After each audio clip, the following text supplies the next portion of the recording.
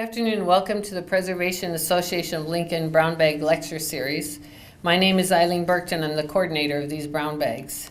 If you're interested in these programs, please join our membership. You can go to preservelincoln.org. These programs have been also shown on Channel 5, which is known as City TV. And now that it's changed, the channel has changed, so now it's shown on Channel 1300. Our speaker today is Jeff Korbelik. Jeff is the featured editor. He's the features editor for the Lincoln Journal-Star. He grew up in Lincoln and graduated from Lincoln Southeast High School and the University of Nebraska-Lincoln. He wanted to be a starting pitcher for the New York Mets, but a lack of athletic ability sent him toward a career in the newspapers. He was sports editor at the Grand Island Independent before arriving at his hometown newspaper in 1996. In addition to features editor, Jeff covers performing arts and television local media and is the Journal-Star dining critic. Jeff's talk today is titled, Picking 150 Notable Nebraskans. Please join me in welcoming Jeff.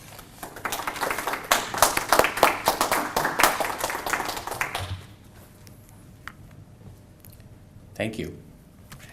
I'm thrilled to be here. I actually see some familiar faces here, so this is very refreshing. So it makes it a little bit easier to do because as a newspaper guy, we don't stand up in front of a bunch of people. We like to hide out in the background and take notes. So that's how it goes. You mentioned Jim McKee, and Jim could very well be giving the same presentation because he was instrumental in helping me get this off the ground. And in fact, that's probably where I'll start. I'll do a little intro before we get to the show and tell, because we'll count down the final 10 as the last part of the program, and that was a big thing when I pitched this to my boss was the countdown idea, and so how it came about. In the newspaper business, we're very bad. One of our crowd members here, a former newspaper person, knows that we tend to tell you what happened yesterday and what's going to happen tomorrow, but we're very bad at looking way ahead. And so last year in June, I actually noticed on the calendar that March 1st was going to be the 150th anniversary. And I went into my boss and said, "Do you realize this?" And he's like, "Oh no, that's coming up." So yeah, so we had to. We knew when I pitched that there were probably going to be a bunch of other things that will be happening, with the anniversary celebration. And as you know, this whole year is dedicated to events happening around the state. The First Lady is doing a very good job at organizing a bunch of activities as well. So back in, it was probably about this time last year, actually a little earlier, about June, I went in and I had this idea. We hadn't really done anything about notable Nebraskans since 1967 when we did a special section during the 100th anniversary of the state. And I didn't even realize that till after I had pitched the idea about the 150 and then started doing some research. And actually it was Jim McKee who brought me that edition because he saves everything. So he had that on hand. So I went in and I said, okay, I have this idea. I want to count down the 150 notable Nebraskans. And I said we could do it daily, start 150 days out. We can do this weekly, and build up, 15 weeks and do 10, or 10 weeks and do 15, any kind of thing. But I wanted to count it down. The big reason is the newspaper business, as you know, the print edition is dying. We have fewer and fewer subscribers. Meanwhile, we're getting more and more online subscribers. So that's where the industry is headed. And so we're always looking for ways to attract people to our website. And my idea for this was, in addition to counting down in print, was to do it online and to create these slideshows where you actually have to click and 150, 149, 148. So that way to drive some traffic. And my boss thought that was an exceptional idea, and I kind of pitched it to him. I said, when we get down to the top 10, I'll be curious to find out if it's Larry the Cable Guy or Willa Cather or Bob Carey who's going to be number one. So he was all on board with this, and so we were very excited about this. So then the next step was, okay, how are we going to do this? And that's where I created a small panel, and I wanted it small. When they did this back in 1967, they had a large panel, probably about 15, 20 people, and I can imagine those meetings lasting hours, when you have 15, 20 people in a room and everybody's throwing in their 2 cents. So I wanted to keep it small, but I also wanted it, kind of keep it diverse and keep it so people that would have a little bit of background. So that's why I reached out to Jim McKee, who was our local historian, and Ed Zimmer, both a historian as well. And I asked those two gentlemen if they would be part of our panel, and they agreed.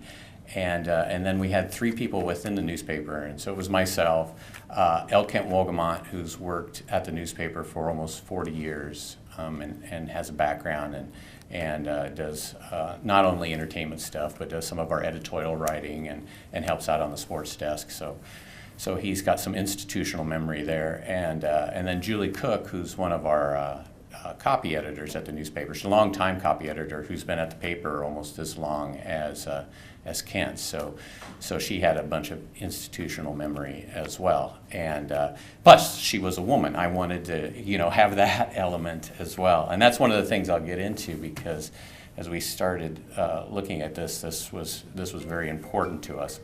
So the 5 of us got together and we decided how we're going to do this, and we came up with sort of a plan. And 150 is a small number when you think that the state's been around for 150 years. And one of the resource books I had was from a local retired educator. His name was E.A. Kroll, and he did a book that came out about 2012. And it was called About Distinguished Nebraskans. He had over 900 people that had some kind of connection to the state who he felt were distinguished. And they were either born here or not born here and that kind of thing. So when we were looking at this, we started out, should we just do people who were born here? And if we did that, that would have eliminated some very notable people, including one of our top 10s, John Neihardt. John was born in Illinois, but spent most of his life in Nebraska. Football coach Bob Devaney is not from here. He came here from Wyoming and coached here, but had a legacy and built up what the Nebraska program is now. But then on the other end of the spectrum, Gerald Ford was born here, but spent maybe a week. Yeah. Yet he is notable, because people know who Gerald Ford is, and people actually know he was born in Nebraska. So if we were to leave Gerald Ford off the list, we would have got some calls and emails and that kind of thing, which is great. This was the whole point of this, as I wrote in my intro, was to hopefully educate, enlighten. But the most important thing, we wanted to generate conversation. And sure enough, as soon as we started counting down, it was probably about 2 weeks into this, and we started counting down in January. So we planned, the first part of this, I opened it up to readers because I wanted to have their input in this. And so we started putting up surveys online, and we directed them to our website, again, to drive traffic to our website, because that's what we're about now, and had people vote. And I gathered a bunch of lists with the help of Jim and Ed and Kent and Julie. We came up with different categories, and we had we had politics, we had religion, we had entertainment, we had sports. So I had probably about 10 different categories, which I put up with names listed in each one, and then people could vote. And then I took those top names and then took them to our meetings, and then we started to discuss about, who should be included in the 150. And we must have had probably 300 names that we started with that we had to whittle down to 150, and then went from there. And that was a fun part, because I wanted to have the public have a say in this, that it wasn't just the 5 of us, throwing out names and deciding. So, and it was very overwhelming, because you could tell, by the vote counts, which ones were going to make the list. And you also could tell, from our online audience that most of the votes went toward newer folks, the names that they know. So, of course, Larry the Cable Guy got a lot of votes, okay? So, Tom Osborne, of course, got a lot of votes, so that's the names that they really knew. James Valentine, who plays guitar for Maroon 5, of course, got a lot of votes. So it was that, that younger dynamic that tended to jump up, I guess, in our online voting. And so then we got done, and so then we sat around, and this is where my wife, who is a data analyst for Southeast Community College, came into play. She actually helped us crunch the numbers. So I had them, and I had everybody just sort of do a ranking and that kind of thing. And then my wife, Rebecca, who's just wonderful at making tables and things like that. So way better than a newspaper guy is. She collated all of our information and color-coded everything, and it was just wonderful. Then I'd come back and I'd have this information for Jim and Ed and Julie and Kent, and they would be like, wow. So so it worked out very well. My wife, actually, when we got done, we don't have it on our website anymore, and I need to go check it, but she created an interactive graphic that we had up that debuted. So you could scroll, and it was the state, and it had all 150 like little stars on the state, and if you scrolled your mouse over it, the thing would pop up, like who it was and that kind of thing. So she became involved. She volunteered her time. She wanted to help out with this project because she was excited about it as well. So that was kind of fun. So we had all this information, and we decided to launch this instead of doing 150 days, to do it 10 at a time and do it over a 15-week period and just count down. Actually, it was an 8-week period, because we did it twice a week. And we took advantage of the days that people like to look at the newspaper. Wednesdays for the food ads, and Sundays, which is our biggest circulation day. So we started on a Sunday and actually finished on March 1st, which was a Wednesday. So we concluded it that way, and it was fun.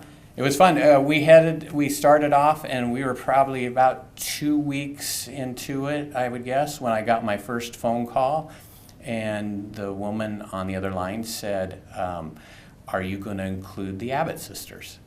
And I said, "Yeah, I'm pretty sure that they'll be in there." And she wanted to know where they were going to be ranked, and I said, "Well, you're going to have to wait, just like everybody else, because that's the whole idea." But she really wanted.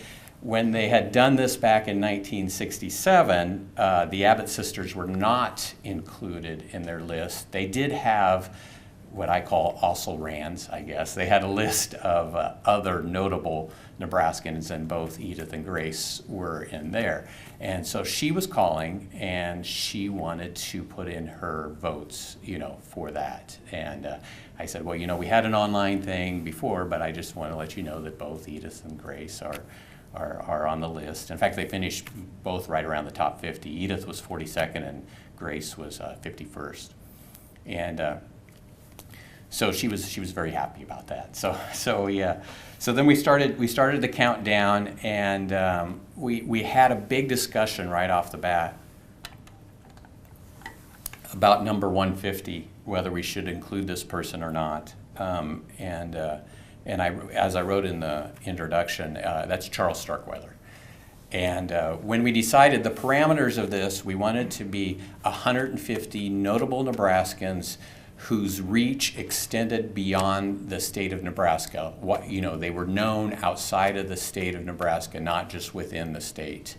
And because there's a lot of people who did a lot of great stuff within the state, but probably weren't known in Rhode Island, something like that. So that's kind of the parameters there, and we did it. We had a very spirited discussion about whether we should include Charles Starkweather because of the atrocious crimes he committed. And when it was all said and done, we decided we would include him on the list, but we would make him number 150 because his reach in popular culture. Bruce Springsteen did an album which featured songs about Charlie Starkweather. In fact, you guys might know the album Nebraska. He called it Nebraska. There have been movies made about Charles Starkweather, including one with Martin Sheen playing him. I believe it was called Badlands, which was made back, I want to say, in the 80s sometime. But he keeps coming up as a spree killer. Hollywood is enamored with those kinds of things. So we decided to put him at 150 and left him at that. And and there was probably people who were deserving to be ahead of Charles, and but we just we based it on the reach and how much effect that he had on popular culture. So then we sat down and we voted, and then we ranked him, I guess. The five of us ranked him, and that's where my wife came in, and she crunched all the data and stuff, and you could see where we could get the bottom 150 and the middle 150 and the top 150. The fun thing was when we started putting it together, people who probably wouldn't have been normally on the list, but because they're from Nebraska, volleyball, for instance. Volleyball is huge in this state. If another state would do this, would they have a volleyball coach and a volleyball player on their list? We had both. We had Terry Pettit at number 87, and then Jordan Larson, who was our youngest person out of the 150, at 106. And Jordan ended up, playing for the Olympic team and earning a silver medal and stuff. So I thought that was interesting that because volleyball is so big in Nebraska and it's not so big elsewhere, that we had two names that fit into that list. So we had fun. The most difficult thing about doing this was finding photos, because we wanted to count it down. As you see, we wanted a photo to go along with the bios. And I'll tell you what the second thing was in a second. But the hardest thing was finding a lot of the photos we had on file. But some of the stuff of the older folks, like Evelyn Broadstone Vesti, for example, who's from Superior, who at one time was probably the richest. She was what I call the Warren Buffett of the early 1900s, probably the richest woman in the world at the time. It was a little difficult to find her photo. I did some digging, and I was able to. We actually had one in our files, but it took a little while to find one. The one photo I could not find was William Petersen. William Petersen is the guy who did Vice Script, created the Vice Script in DeWitt, Nebraska. We didn't have anything on file. An extensive online search did not yield anything. There was a photo of him with his back turned in his plant, an old black and white, that has been used in company brochures and things like that. So we didn't have anything. So I ended up calling DeWitt. I called the Chamber of Commerce, and they said, "Oh yeah, I think we could probably track something down for you." And so then they called back and said, they sold the plant, and all the photos they had are gone. So yes, so there's nothing like it. But they said there is a photo, that's hanging in somebody's, house, that kind of thing. So they ended up grabbing that. They ended up getting a photo, and they scanned it for me. But the quality was so low that I couldn't use it for the newspaper. And so then we were going back and forth. It was because of the person's scanner on the other end. So what I had her take she had an iPhone. I had her take a photo of the photo and then send it to me. And I was able to reproduce, and so we were able to get Mr. Petersen's photo in. One other photo that we had Crazyhorse. We ended up using a artist rendering that they did for that we had from the U.S. Postal Service.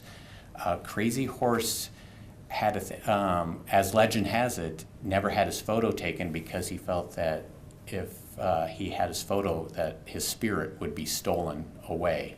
So he never had. So there's no, I mean, there are photos around, but you don't know if that's really Crazyhorse or not.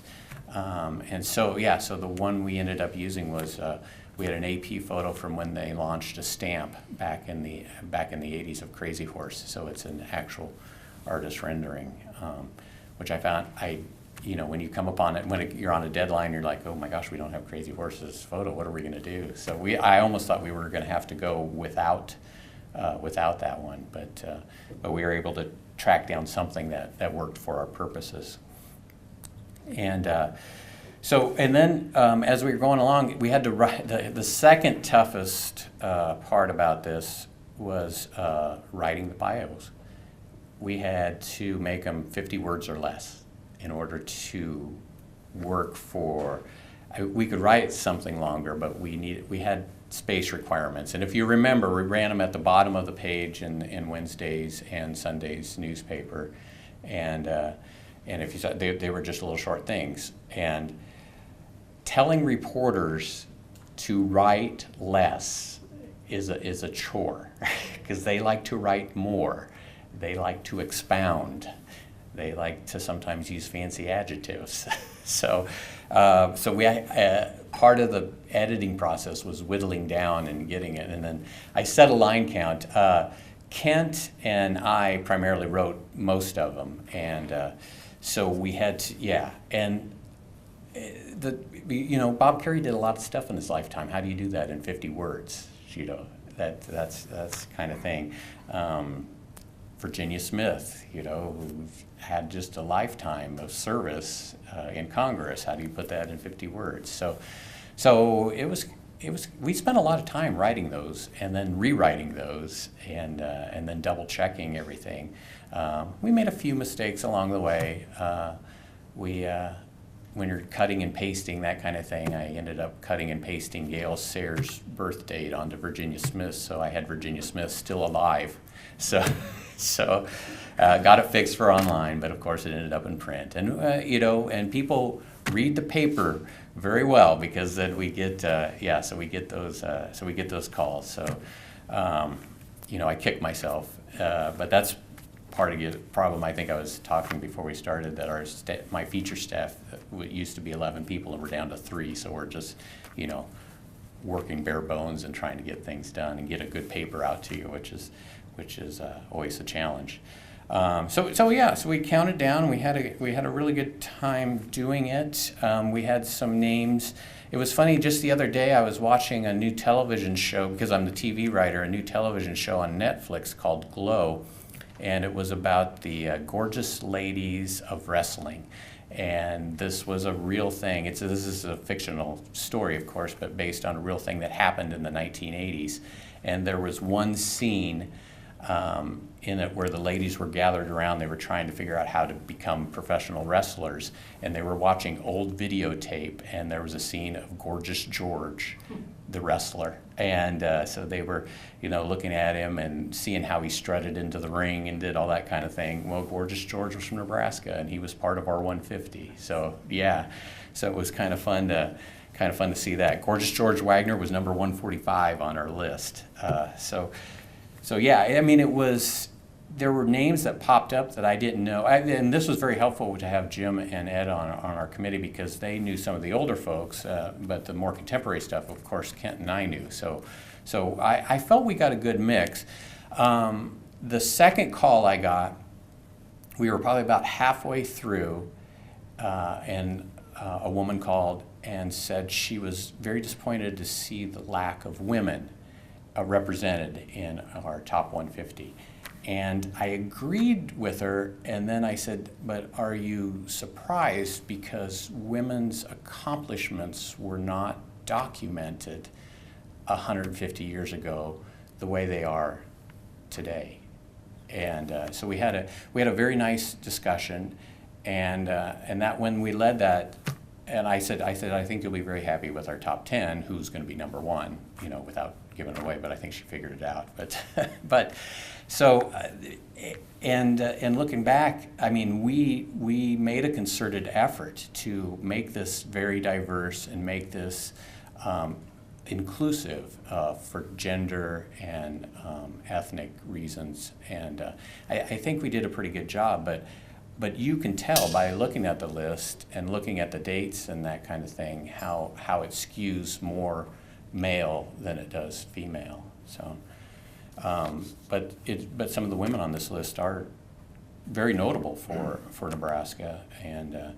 But if you look at just even in our top 20, we only have one woman, and that was number one. And then from then on, we have quite a few more. But and this top 20, a lot of these folks are older, from historical, I guess, that kind of thing. So where we did a lot of digging to try to find women to add to the list. So and.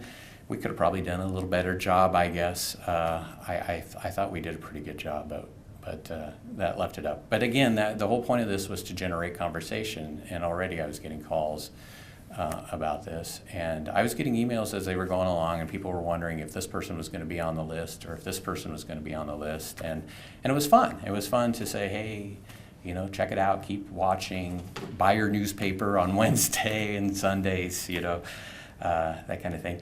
We had there's a couple of people I wish I could have got the funny story is after we had all finished and we were all done, and we even printed up a special edition here that recognized the other 150 events that were going on and included the 150 in a kind of a wrap-up kind of thing. Don Walton, who's our political reporter, said after it was all said and done, he said, "Is there any way you can get Jerome Warner on the list?" And I said, "Well, Don, we're kind of done." And I said, if I could go back, but who do you want me to knock out? And of course, Don didn't want to volunteer a name to knock out. So there were names there that could have very easily been in the top 150. When people call, I always kind of make, they were number 151. Or they were number 152, but yeah, I wish I could have probably got Senator Warner in there somewhere. I wish I could have got Jack McBride in there somewhere. And looking back in hindsight, Jack McBride was the one who created the public television, system here in Nebraska, and has the building named after him now over there on 33rd Street. So there was some after I had the family of the person who wrote the state song. I didn't even realize we had a state song, but they called and they canceled the subscription because they were very upset we didn't include their dad. I didn't hear from anybody else other than the family members on that one. So, but you try to explain that there's just that we could have had 900 folks like Mr. Kroll did for his book. So we tried to narrow it down. Before I get into the top 10, I would like to take some questions. That's what I like to do is actually have more of a conversation. So if people have something that they want to ask, when I give my talks about restaurants, this is really the fun part about it is to get to have the little back and forth here. So does anybody have a question right off the bat? Actually, I have a comment. I looked up the word notable in the dictionary, and it was listed to include worthy, luminary, a person of distinction and distinguished. Nowhere did I see the word mass murderer. Mm-hmm. I think it's an insult to the survivors of those murdered by Charles Starkweather. How would you feel if you were the son of the parents who were murdered? I don't think he should be considered notable. I think you should have a list of notorious. And I would hope you would still consider removing him from the list. It's very offensive to our family. Yeah, well, the list is done, so we probably won't revisit it again unless another 50 years from now. And again, I agree, and that's why we had a very spirited discussion about that. And And again, we felt that people know who Charles Starkweather is. They know who he is. I agree your feelings about that with the family members of that. My dad is retired state patrol, so I know a lot about victims. So, and I'd hear the stories every night at the dinner table. So, but his effect, his reach beyond Nebraska, and he's known for Nebraska. And I even brought this up with my folks when I was talking about it, and they start telling stories about how back in the 50s that my mom lived on a farm and they'd never lock their door until that happened, and she just talked about how Nebraska was perceived in the news back then because everything was happening in the state. And so, like I said, we did have a spirited discussion, and we went back and forth and back and forth and back and forth, and we finally we added him and we put him at 150. And like I said, there's names here that I could have put in. So It's very disappointing. yeah. So and I'm willing to take the hit on that, but that's we just felt that. You bring up the definition of notable, but still I think Charles Starkweather is notable. He's known. I mean, he is notorious too, but he is notable. And Bruce Springsteen writes songs about him. Hollywood is enamored with him and makes movies about him. So, yeah. So, I'm on the fence there, so I can go either way. Thank you. Sure. Well, 3 comments if I can. First, I agree with her on Starkweather. I was shocked when that was listed. Especially today where the national news media, the television, are very, very hesitant to mention the names of terrorists, Boston bombers. They try to keep those, they're not totally successful. They try to keep the names of those people off the air because that's what they're looking for is recognition, which is certainly Starkweather was part of it. But on other, maybe happier notes, on Lady Vesti, I think more important, she was rich. She was the highest, when she was working, she was the highest paid female executive in the world. Yeah, she was. Yep. And on Crazyhorse, I think Tom Beaker always said, Crazyhorse may or may not have feelings about having his photo taken, but he was never around photographers. Crazyhorse did not come to the reservation. Crazyhorse did not come to Fort Laramie. He stayed away, and there was very little opportunity, if any, for a photographer to capture his image. Right. Yeah. And the ones that are out there certainly are not a Crazyhorse. Yeah, because you can look at we looked at those photos, and we're just like, no, that doesn't. I mean, we even had one on file that said that it was Crazyhorse, which showed him to be in his 70s or 80s, and if he was killed when he was late 20s, early 30s or something like that. Yeah. So I'm like, that's not him. So yes, so that kind of thing. Can you repeat the question because we can't hear it? Yeah, sure. And he. It's a comment. Yeah, that was just a comment. So okay. Any other questions? So before I get in, yes. When will this stay on the website? Well, I don't know. That's good. That is a good question. She asked how long this will be on the website. Everything we put up tends to stay there for a long time. So if you're asking, could we go back and take Charlie off then? Sure, there's a possibility. But I think we wouldn't because this is how it's already been done in print and that kind of thing. So we don't usually go back and take things down, for instance. So give us a feel for the discussion going on when we're talking about people to put them on the list or why they don't deserve to be on the list. He asked about the feel about how we, I guess basically how the discussions went. Correct? Yeah. The discussions we went, they were more towards where to put them on the list than whether there was inclusion, because we start, like I said, we had around 300 some names, but when the 5 of us came back, it was very easy to see that we had right around 150 to 200 right core group already.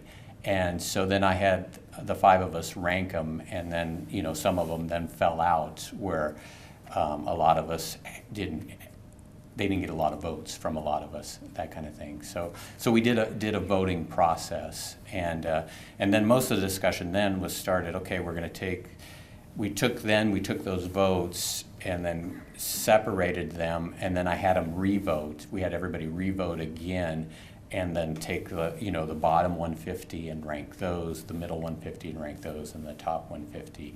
And then we had most of our discussion was around the top 10. To figure out how we were going to address that, how we were going to rank that. I actually had the folks rank them 2 or 3 times on the top 10 to make sure that we got the 10 we felt were deserving.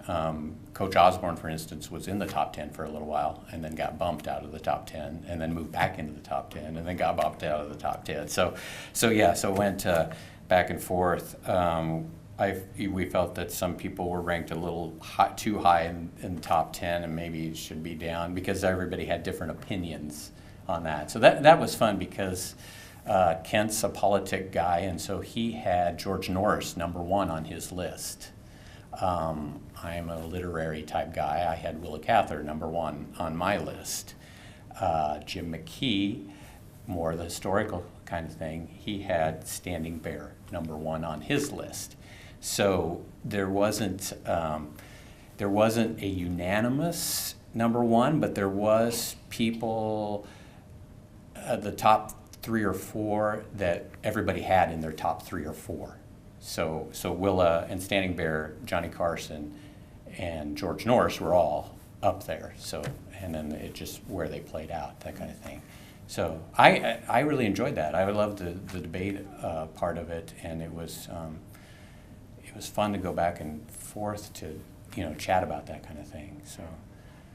So I mean, there was no scientific way we did this. It was just 5 people sitting down, and 4 people who I respect along with me to help me put this list together, and it's very subjective, So yes, I mean, you could come up with your own list of 150 people, and it would be far different from my list, So your top 10 would you may have people who are in the, top 20 that may have moved into the top 10. So. Do you think that would be an NET special to have that group convene and go over the discussions? He asked if it would be an NET special. Well, that would be up to NET.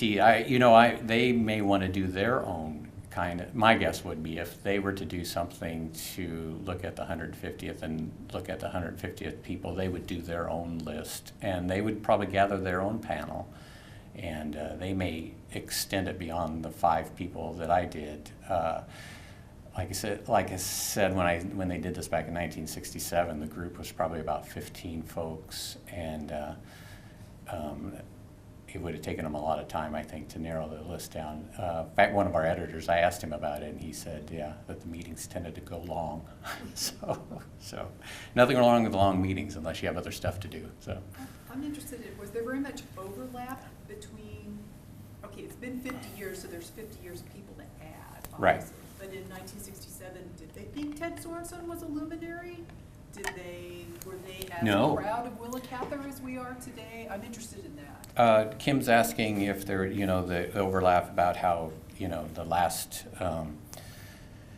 50 years has changed the direction we went. Yeah, if you look at our list, Ted Sorensen probably would not have been top 10 in 1967 because he would have still been working and doing his thing. I bet he would have been in the top 100, I would guess.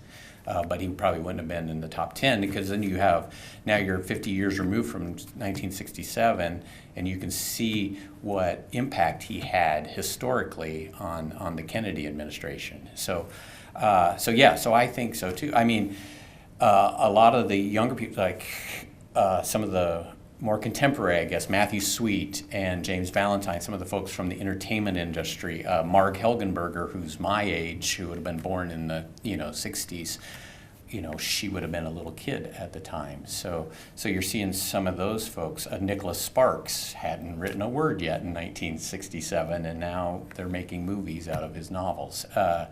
So Gabrielle Union is another good example, who's an actress who's just shot to the top, and she's a few years younger than I am, and so yeah. So I felt that the last 50 years were just as important as the first 100 years. So you look at it that way as well, and what they've done. I mean, you look at what Larry the Cable Guy has done, and I mean, we laugh, and he's a very funny man, but to see the impact he has had outside of the state, and as well as what he has done within the state, especially in terms of the foundations he set up and the work he's done with the Children's Zoo and stuff like that, it's remarkable. So, yes. What name were on both lists? The list from 50 years ago versus now, or were they? Oh, some of the obvious ones, in the top 10, other than Mr.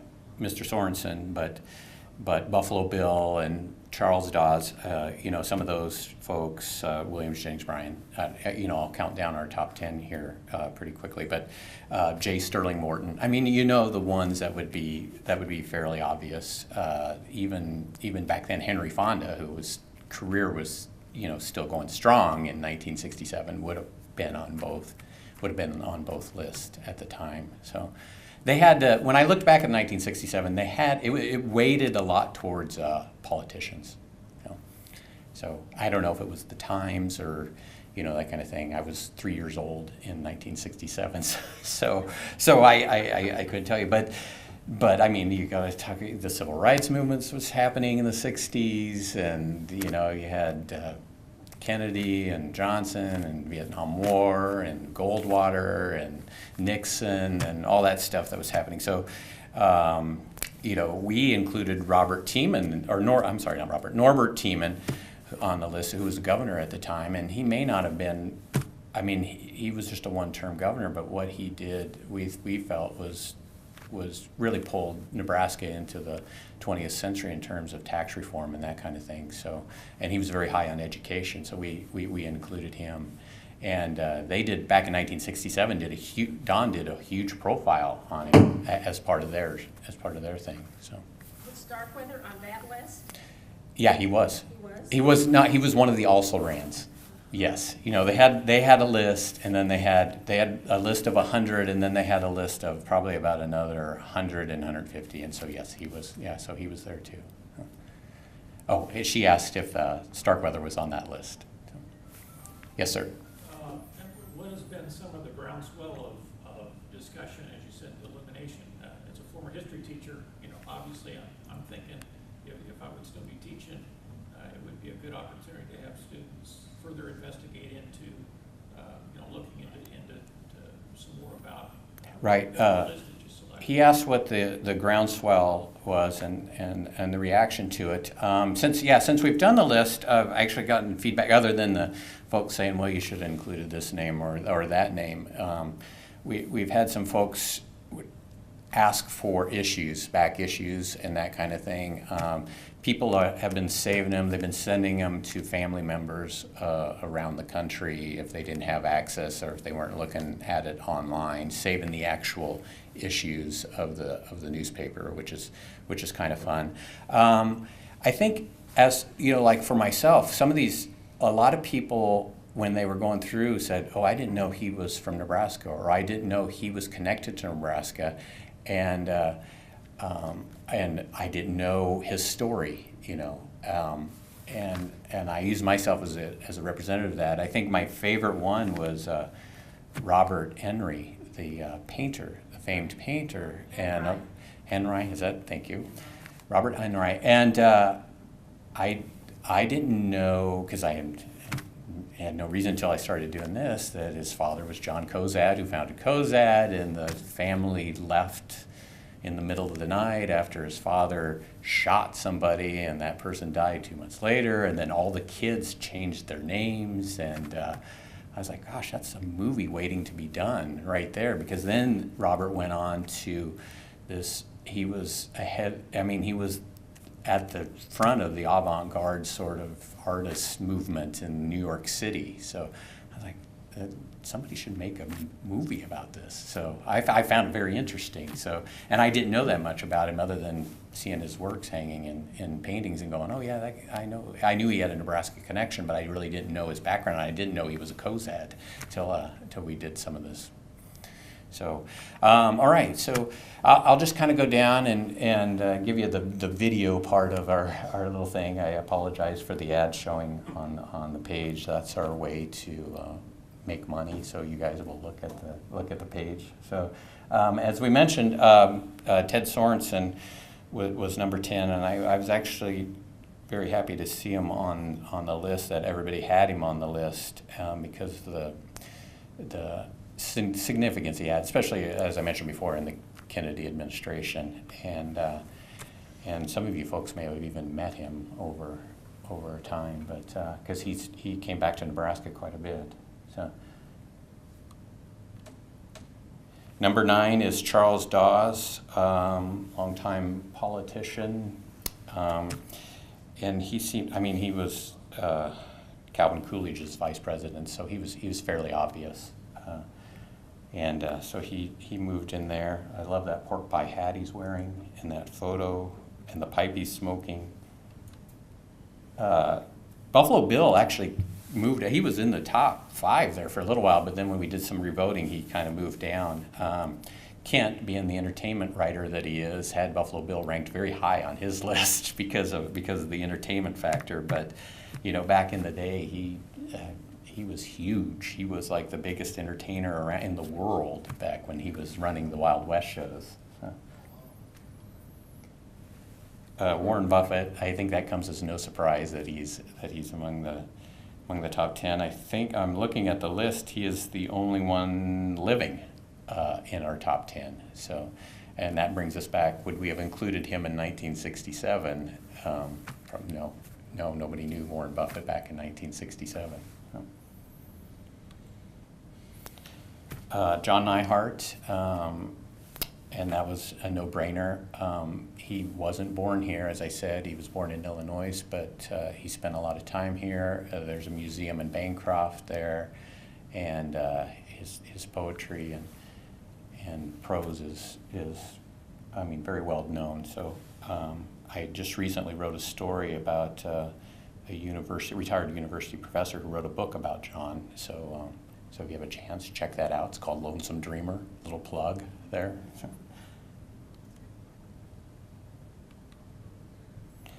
Williams, Jennings, Bryan. I thought when I first started doing this, I thought that he might be number 1 when we were all said and done. But he did, of course, end up in the top 5. But presidential candidate, everybody knows what Mr. Bryan did for. And George Norris, as I mentioned, he was number 1 on Kent's list, and again, a longtime politician, very influential in Washington back in the day. This one, everybody had Mr. Carson in their top 3, so that probably doesn't surprise you. He was probably the biggest entertainer of his time. And when you talk about the late 60s and early 70s, everybody knew who Johnny Carson was. And I think even everybody today knows that he has a connection to Nebraska, if you were to say that. So. Standing Bear was one of, we had probably half a dozen natives on our list, and Standing Bear jumped up. And again, Standing Bear was pretty much in the top 3 of everybody's list, whether they were ranked 1, 2, or 3, that kind of thing. And then number 1, which I was thrilled to see, was Willa Cather. And I mean, I really don't have to tell you why Willa Cather's number 1. I think that stands for itself. And nobody really had any complaints with our top 10. I didn't have any feedback with people on that. Like I said, most of the complaints were just because the list was just 150 people who didn't make it into the 150. So Where can I go to get your list from 1967? He asked where to go to get the list from 1967. You would have to probably go to the library and go into the archives and look for that, for the Journal-Star, because it wasn't printed. I just gave my copy back to Jim. He had kept it, and we did it like this, a little special section recognizing the state's 100th kind of thing. And so you could see the 100 people, and then you could also see the also-rans that were also considered, I guess, for the top 100 list back then. So, all right. Got a few more minutes to go, so yes. Jeff, the thing that you just held up, are those still in print, or was there an overrun of that edition? Yeah, I think you can still get these. It's a Nebraska 150 years, which we put out in March. I think they still have some available at the Journal-Star. If you call the classified department, or not classified, circulation department, and say, hey, I'm looking for the special section that ran in March, Nebraska 150 years, they might be able to snag that for you. So, all right. Any other questions or anything that I can address? Folks, I really appreciate you letting me take my time. This is not my forte. I don't do a lot of speaking and when I do, it's usually about food. So, I really enjoyed that, and I'm glad to get your feedback as well. So that's very helpful. So I appreciate that. So. Speaking of food, was the Runz's people on there? No, the Everett family. Yeah, no, and there again, as I keep saying, number 151. No, so no, they weren't included. But again, that's another name that could have very easily, yeah, and you look at their reach, and then same with the Valentino's family. So you could have very well included them too, and the impact that they've had on the restaurant industry. So. Maybe you could do one of foodies. Yeah, we could probably do that as well. So, all right, thank you, folks.